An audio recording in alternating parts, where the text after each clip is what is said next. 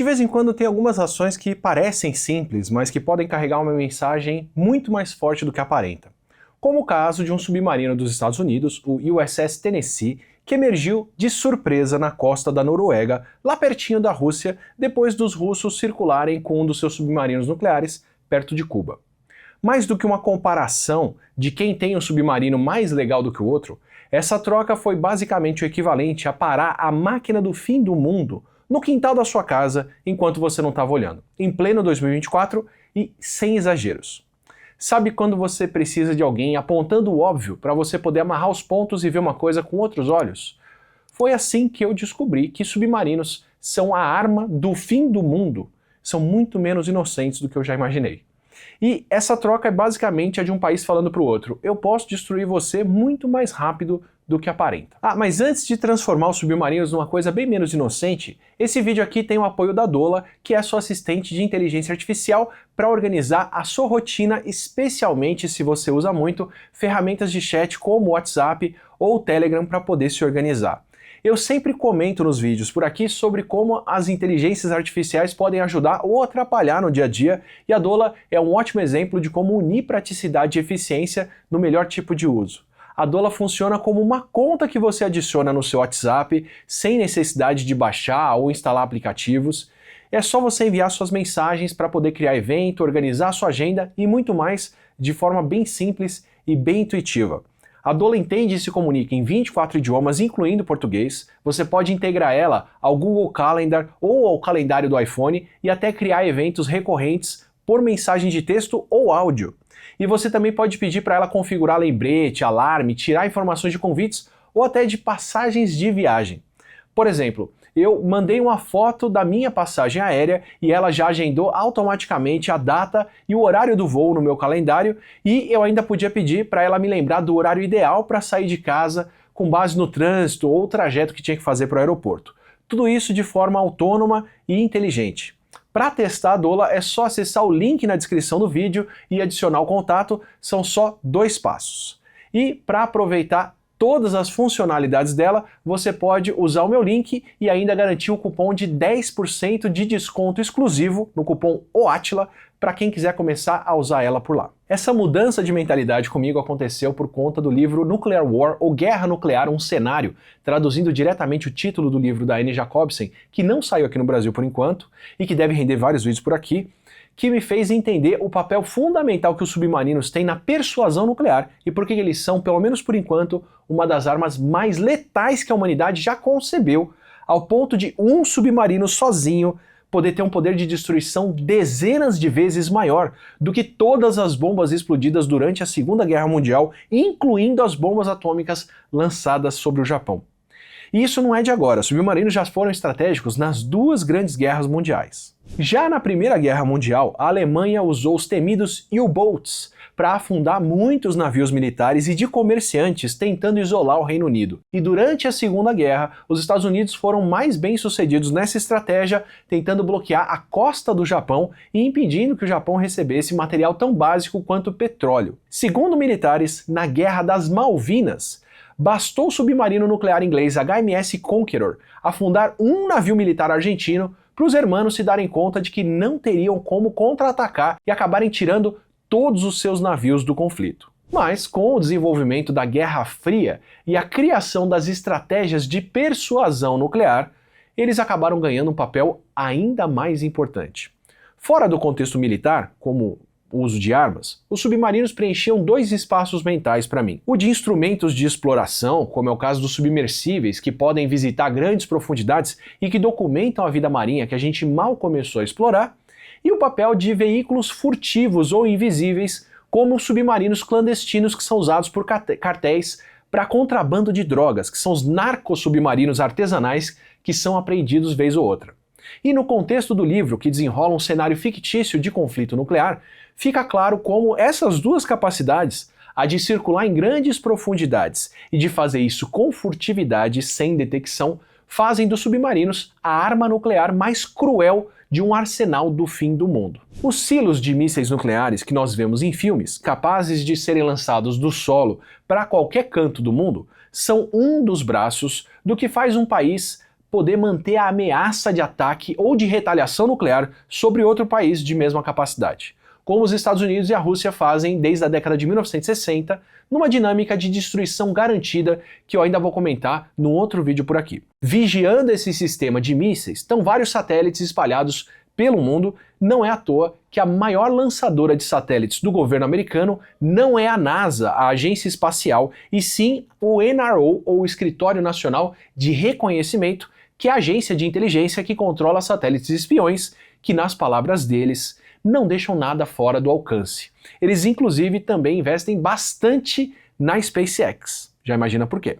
Por conta dessa relação entre os mísseis fixos que ficam parados e a possibilidade de vigilância constante sobre eles por conta disso, como que um sistema de pesos e contrapesos, os submarinos fazem algo bem diferente. Submarinos são uma ameaça muito mais silenciosa e potencialmente mais poderosa. E o que faz deles um recurso tão estratégico nas guerras é a furtividade, é essa capacidade de submergir e sumir das vistas, mas sumir mesmo.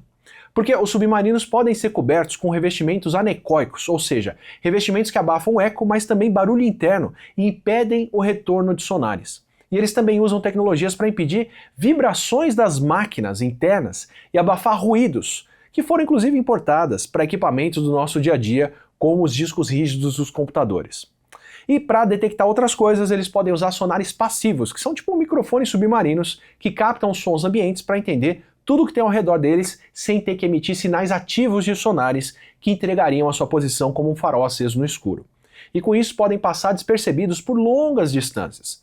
Aliás, sonares passivos são tão comuns não só nos submarinos, até como grids no fundo do mar, que a Marinha dos Estados Unidos parece ter detectado a implosão daquele submersível, o Titã, enquanto tentavam visitar o naufrágio do Titanic.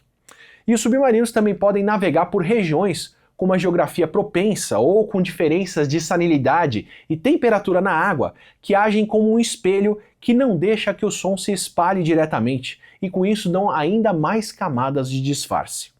Eles podem ficar tão ocultos que o improvável pode acontecer. Em 2009, 2 submarinos nucleares, um francês e um inglês, os dois carregando mísseis nucleares, se trombaram no fundo do mar porque um não detectou o outro enquanto eles navegavam por uma dessas regiões propícias. Pode parecer bizarro 2 submarinos se encontrarem na vastidão do oceano, mas quando eles estão patrulhando regiões costeiras e seguindo rotas que são mais favoráveis e mais discretas, sem compartilhar a trajetória nem com aliados, num mega jogo de esconde-esconde carregando arsenal nuclear, o número de caminhos possíveis fica bem menor e aí eles podem se encontrar. E arsenal nuclear, claro, porque assim que a Guerra Fria estava esquentando e que desenvolveram formas de armazenar mísseis dentro de submarinos que poderiam ser lançados mesmo embaixo da água, começou a corrida por fazer submersíveis que poderiam passar muito mais tempo submersos, com um transporte silencioso. São os SSBN, submarinos nucleares de mísseis balísticos, que são submarinos de propulsão nuclear que usam reatores nucleares que podem passar décadas sem precisar reabastecer e meses sem precisar emergir da água. Na verdade, o que tira um submarino desses das profundezas é muito mais falta de comida ou outras demandas mais mundanas do que a necessidade de ar ou de reabastecimento. E com essa facilidade de circularem o mundo todo indetectáveis por semanas, meses até, os submarinos de mísseis balísticos viraram o terceiro braço do arsenal nuclear, carregando mísseis para onde for e fora do alcance de contra-ataques, de maneira que podem lançar um primeiro ataque bem mais próximo da costa de um país e das cidades-alvo do que silos nucleares fixos, o que dá um tempo de resposta muito mais curto para uma nação que está sendo atacada se proteger. Ou sendo mais realista, muito menos tempo para essa nação aceitar que o pior já foi. Além disso, por estarem fora do alcance de satélites e circulando, ainda podem dar um contra-ataque num segundo lance nuclear e devolver o fim do mundo nuclear, mesmo se o seu país de origem tiver sofrido um ataque que inutilizou mísseis fixos. Por isso, países como China, França, Índia e Reino Unido também mantêm submarinos nucleares de mísseis balísticos junto da Rússia e dos Estados Unidos como parte do seu arsenal de guerra. E quando eu falo que os SSBNs, como o USS Tennessee, que deu as caras na Noruega, podem devolver o fim do mundo nuclear, eu não estou exagerando. Colocar um arsenal nuclear mais potente nos mísseis fixos, nos silos, mesmo em regiões muito remotas de um país, é tornar esses locais alvos ainda mais importantes no caso de um conflito nuclear. Então espalhar esse arsenal por uma região enorme também é atrair mais ataques espalhados e aumentar o custo de manter tudo isso funcionando.